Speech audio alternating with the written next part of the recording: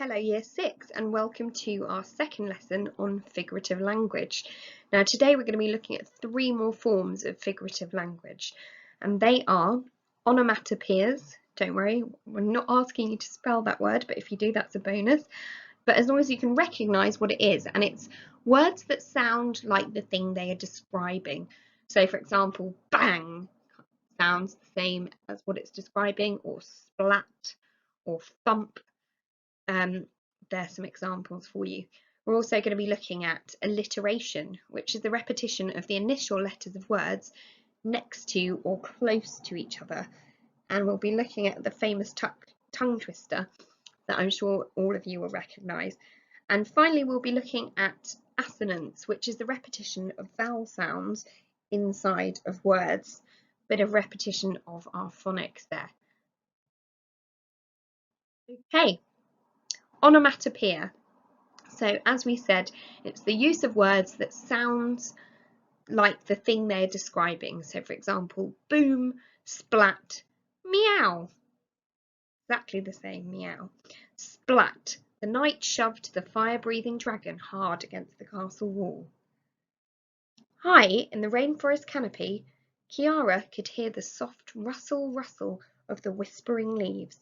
And here we can actually see that not only rustle, rustle sounds sort of like leaves rustling, but whispering, the verb, is actually a onomatopoeia because it sounds like the word it's describing, whisper. Okay, now we're looking at alliteration. And alliteration is the initial sounds of words close to each other. In your descriptive writing, you must use alliteration sparingly, otherwise it might come across like a nursery rhyme. And you'll also often see examples of alliteration in poetry. You'll probably recognise the famous tongue twister below, which is a good example of alliteration. Peter Piper picked a peck of pickled peppers.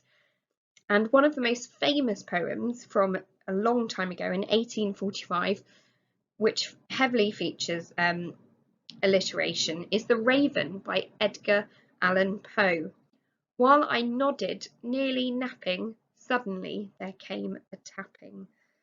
So alliteration can also be called initial rhyme or head rhyme alliteration, and it's mainly a poetic device. And loads of people use it, not only poets but also advertisers.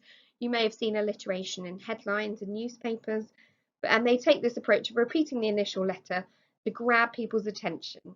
Okay, and in poetry it also helps with the rhythm, which you saw in that example which I just read to you. Okay, finally we're going to be looking at assonance, and this is the repetition of vowel sounds inside words, sometimes called internal rhyme, and you will often come across it in poetry again. So you may have heard the following line from a song in the film My Fair Lady: "The rain in Spain falls mainly on the plain." And let's have a look at some more examples of that. So the scavenging crows flew low over snow-capped mountains.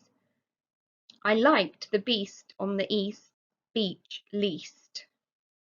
Okay, and read through the slides again if you want to remind yourselves, and then have a go answering the questions about them.